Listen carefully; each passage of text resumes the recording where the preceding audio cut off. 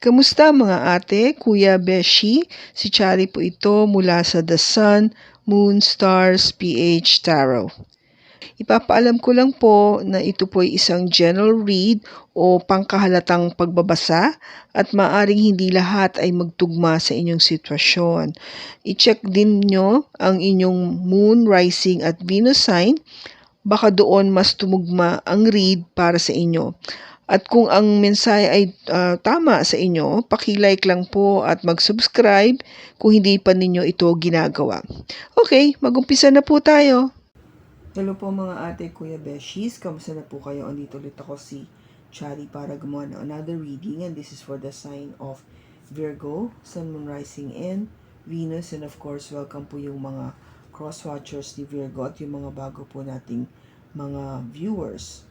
Tingnan po natin ngayon kung ano yung mensahe na ating pong mababasa para sa iyo, Virgo, at sa person mo para sa buwan ng Marso 2024.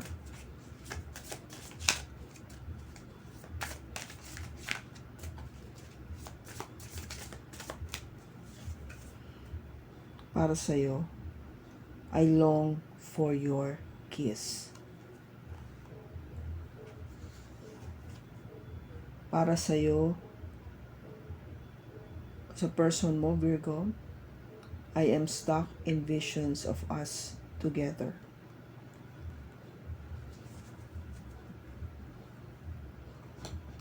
Okay, so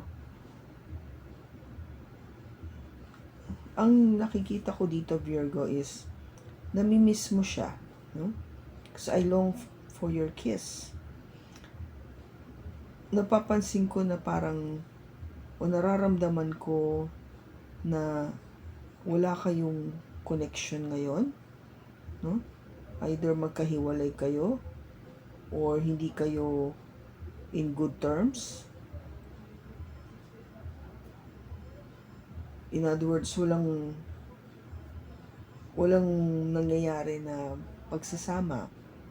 Okay? Now, yung person mo, I'm stuck in visions of us together. Kung gaba parang andun pa rin yung kanyang pag-iisip para na maging kayo, magkasama pa rin kayong dalawa. No, hindi nawawala sa isipan ng person mo na magkasama kayo, no? Kasi parang lumalabas dito na kung magkahiwalay nga kayo o wala kayong contact nga sa isa't isa o hindi kayo in good terms, andun pa rin yung kanyang pagmimithi na sana magkasama kayong dalawa. Okay? Na gusto ng person mo na maibalik yung dating pagmamahal at atensyon na binibigay niya sa'yo at ikaw din sa kanya. Okay? So, ito yung messages nyo kung gaba sa isa't isa. Now, tignan natin yung feelings nyo sa tarot. May nag-flip. We have the Wheel of Fortune, the Queen of Wands,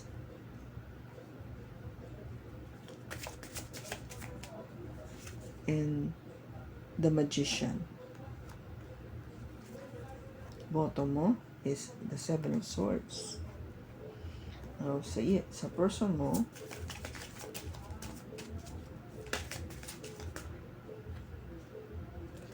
may nag-flip din. We have Justice and the Seven of Cups.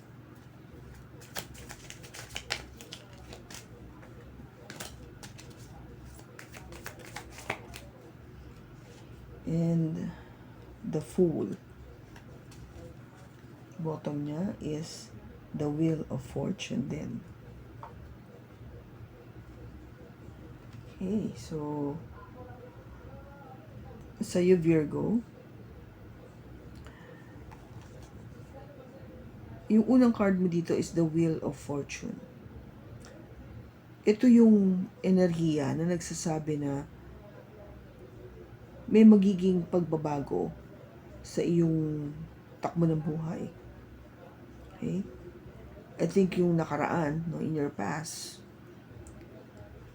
nabago ito eh. Talaga nabago. In terms of maybe how things are happening in your life in general. Okay? I think things have really started to move, no? Yung magkaroon ng magandang aksyon pagdating sa kaperahan, sa career. Kahit papano may nangyayari. In other words, hindi yung wala, no? Hindi yung stagnant. May progression, kung ba, may pag-angat sa nagiging career mo, sa iyong kaperahan. Okay?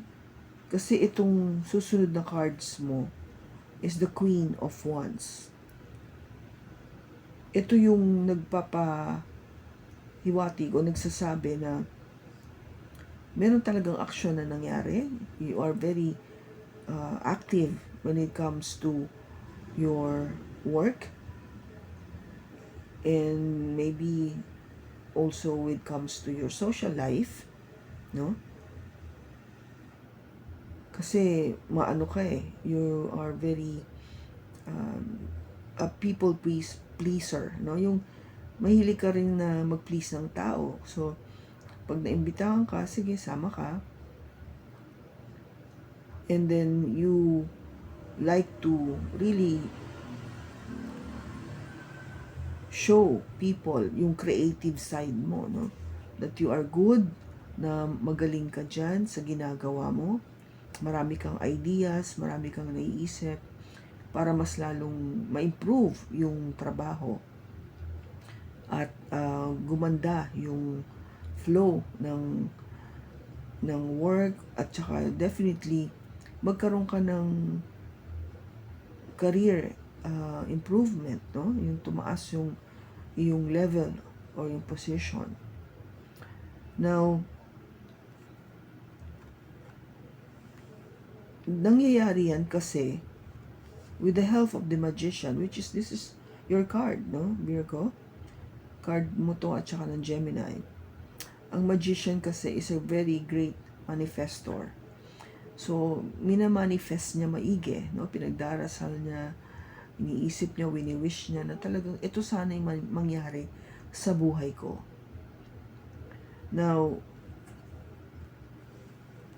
since this is your energy, so talagang makikita mo kung paano mo inisip itong mabuti para maiba, no? Maiba yung takbo ng buhay mo with the Wheel of Fortune. Kasi nga ang gusto mo may magandang resulta. Gusto mo na maginhawa ka, no, sa buhay. Umangat, maging maayos ang trabaho. And apart from being very attractive, no? Kasi Queen of Wands, but kasi andito yung ano mo eh, yung gaba parang what makes you be successful and attractive is because yung energy nito ng Queen of Wands is nasa iyo rin, Virgo. Okay? So, nakakatulong yun sa'yo, no? For being the way you are now. Ang Queen of Wands is a fire sign, so you might have Aries, Leo, or Sagittarius in your chart. Okay? Kaya, ito yung nakakatulong sa'yo para mas gumaling ka sa iyong ginagawa. And I think with this working, no, really very hard for yourself, there's always that risk of having lesser time with your person. Okay? And I think maybe it has something to do with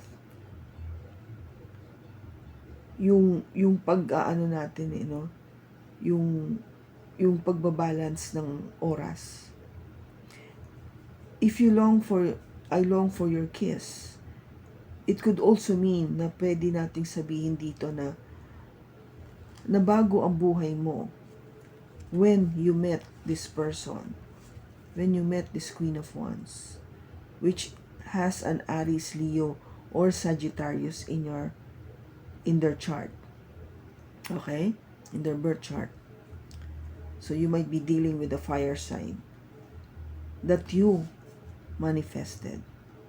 Na pinagdasal mo na sana makamit ako ng isang klaseng tao na ganito.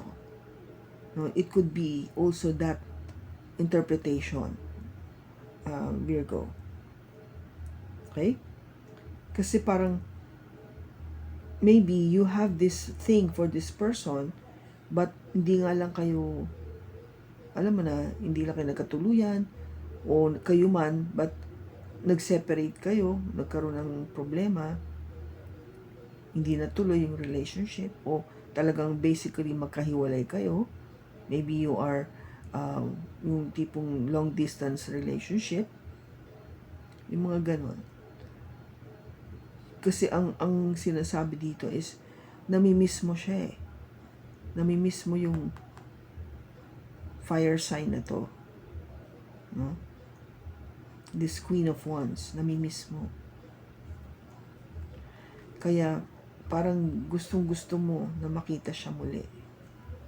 At obviously, mahalikan, no? To get intimate with this person. Kasi gusto mong iparating sa kanya yung feelings mo towards this person. Yung kung gaba parang kung hindi mo pa nare-reveal before, ngayon gusto mo na i-reveal sa kanya na oo, I love you. And I want to, kiss you. I want to hug you. I want to make love with you. Ganun yung dating. Kung gaba yung eagerness to be close to this person, andun yun. Now, yung person mo naman, ang message niya sa'yo is, I'm stuck in visions of us together. Hindi, parang nasa isip niya na talaga at sa puso niya na sana magkasama na tayo. Ganun eh. I think you both miss each other. Sabi ko nga, kung ito yung isa sa mga long distance relationship na Virgo natin, you might resonate with this, na andun eh, di ba, yung pag-iisip mo, yung person mo, naiisip niya na sana magkasama na tayong dalawa. Diba? Now, ito yun eh, Justice card. You might be married to this person, Virgo, or you want to be in a relationship with this person. Yung person mo, okay?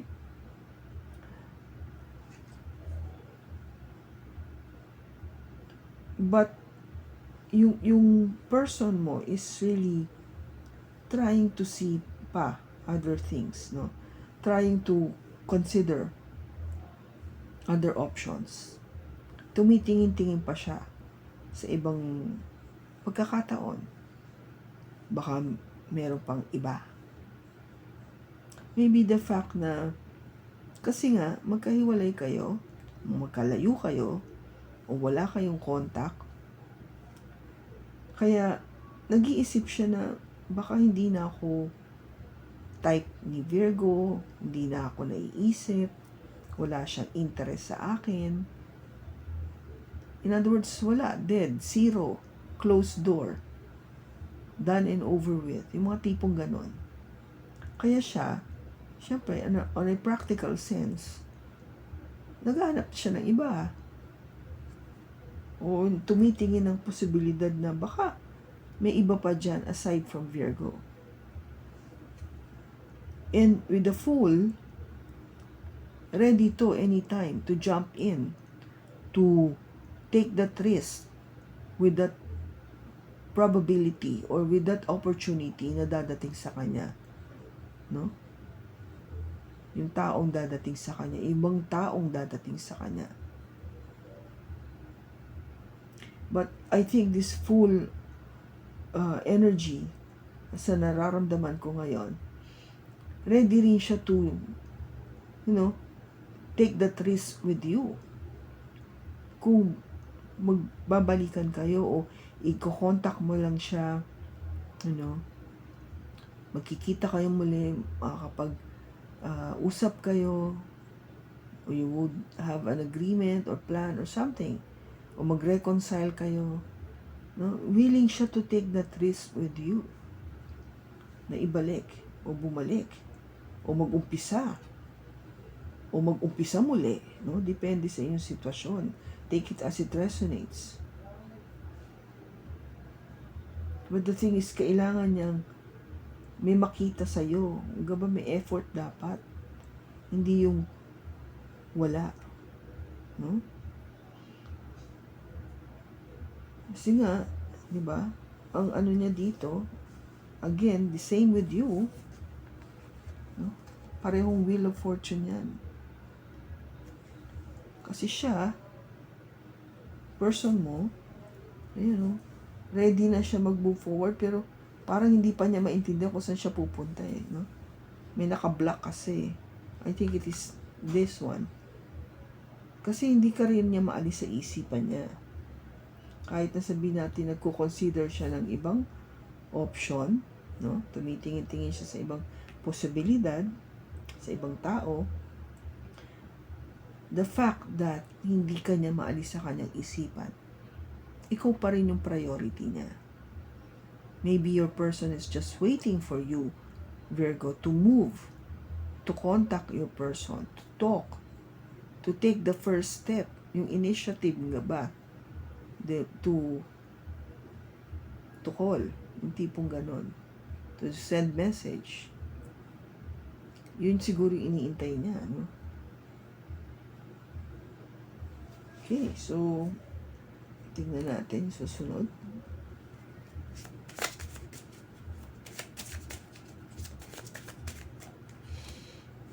I have the Sun, the 5 of Cups, and the 3 of Wands. Again, bottom niya is the Knight of Pentacles. In person mo naman,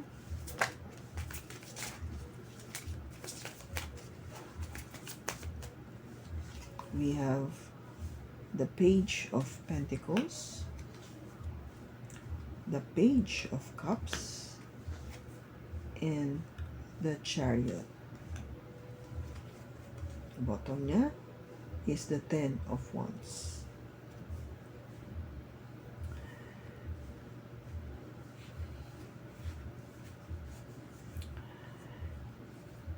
Yung sa ngayon, I think you are very satisfied naman pagdating sa career mo, sa life mo in general. You're trying your best to be happy, to be successful sa endeavor mo, sa ginagawa mo, whatever that is. And with the 5 of Cups, maybe meron ka lang isang nire-regret or a few things na nire-regret mo sa buhay mo. And that regret has something to do with your Queen of Wands, sa person na na-meet mo. Kasi you are waiting, with the 3 of Wands. Di ba sabi ko kanina, parang may nag-iintay. You're waiting. Nag-iintay ka din na merong mangyari o may communication. Kasi you're hoping sana na mag-communicate din siya sa'yo. Hindi yung ikaw mag-communicate sa kanya.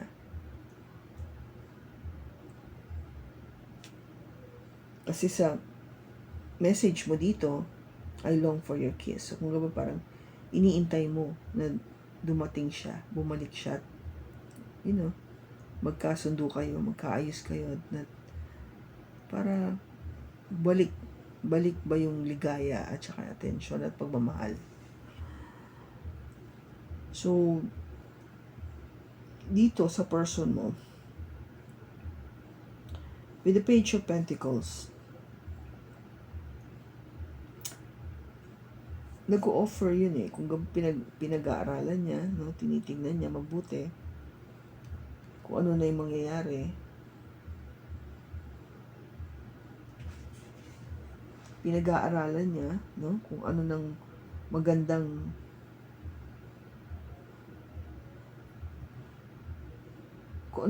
mensahe ang sabihin. Maybe kung may pagkakataon na mag-usap kayo, this is what your person is thinking of saying to you. Pag nagkita kayo o nagkaroon kayo ng opportunity to talk. Aside from that, yung message of telling your person or the message yung person mo wanted to say to you is, of course, andun yung love, no? Andun yung pagmamahal. I think it never left.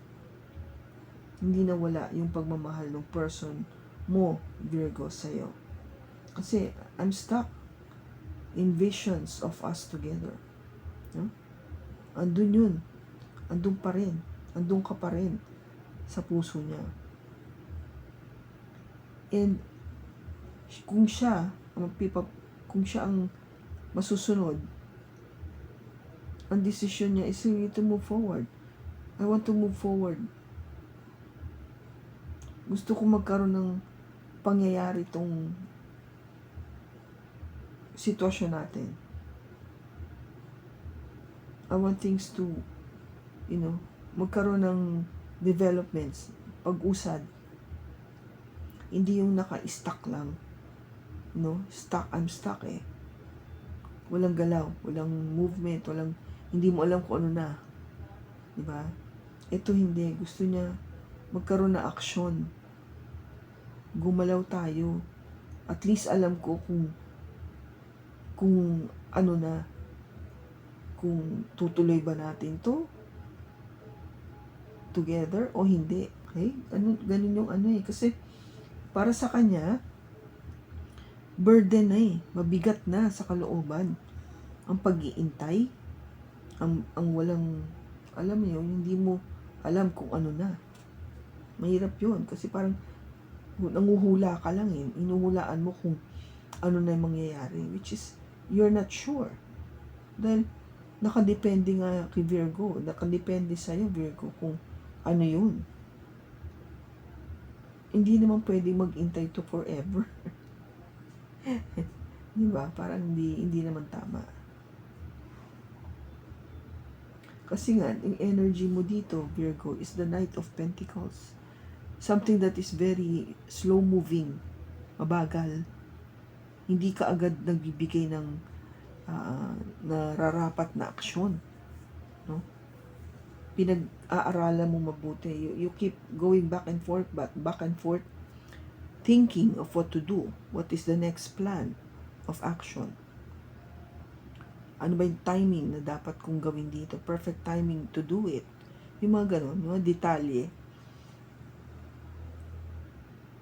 Kaya, kung ba yung tao mo, nararamdaman, ano ba itong tagal naman ang pag-iintay ko? Ikaw, parang, sige lang, okay lang yan. May panahon pa ako. Tignan natin yung outcome. We have the Hangman.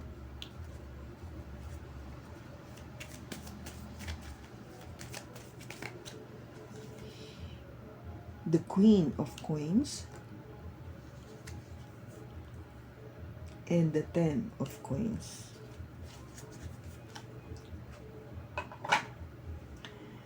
Yung sinasabi ditong advice,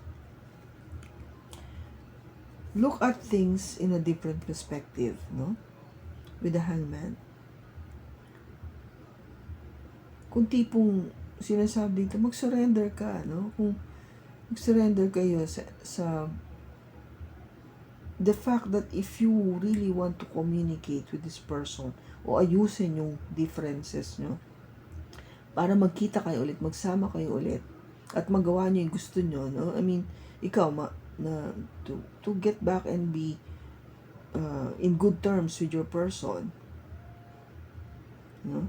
Siya naman is talagang finally, alam ko na together na kami, is look at it on a different perspective, no? With the hangman energy. Tignan nyo yung ibang perspekto, hindi yung side nyo lang. Tignan nyo rin yung side ng bawat isa. And with the Queen of Coins, which is you, no? Energy mo to Virgo. Be practical about it. And make sure that yung ano nyo, yung efforts na ibibigay nyo is something that can be yung magiging, you feel both secure about it, no?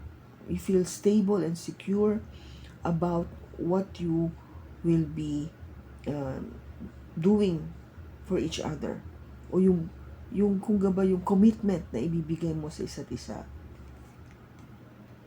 So you would have the 10 of Coins, no? Which is having it all, you know?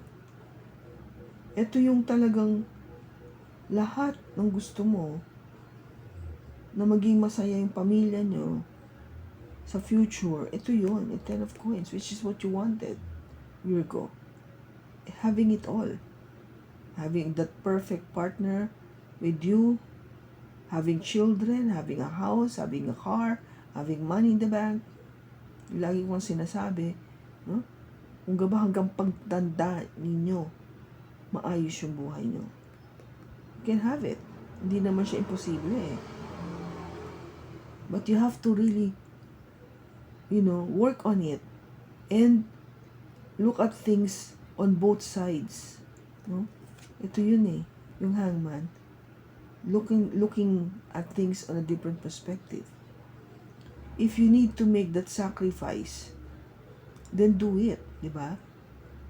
Kung may mga bagay tayo na minsan kailangan natin magsakripisyo para sa ikagaganda ng ating relationship, then we do it, di ba? Gawin natin. Kasi yun lang eh, di ba? Yun naman yung mga kung gaba tools na kailangan natin para matulungan yung ating marriage o ating relationship with our person. Now, I will give you that opportunity to ask a question. Virgo, one question habang sinashuffle ko to. And tignan natin kung ano yung sagot niya. Okay, isip ka na.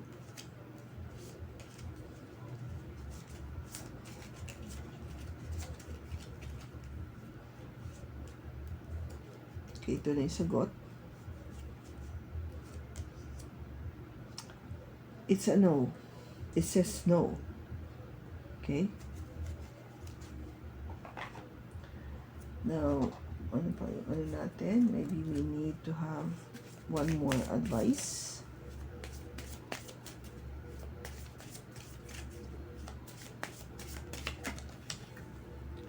Says here, recognition.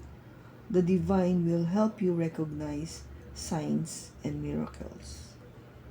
Okay, so God will help you to really know, paapaalam sa'yo yung mga signs and miracles, no? To recognize, for you to recognize yung mga signs na to and miracles.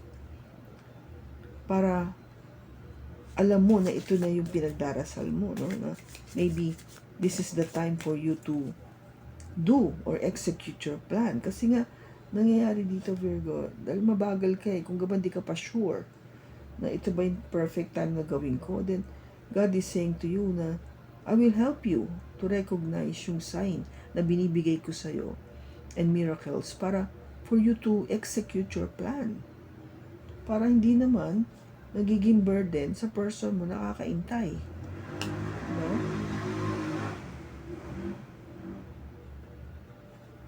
Maybe one more. Ano ba yung isa pa? Heart.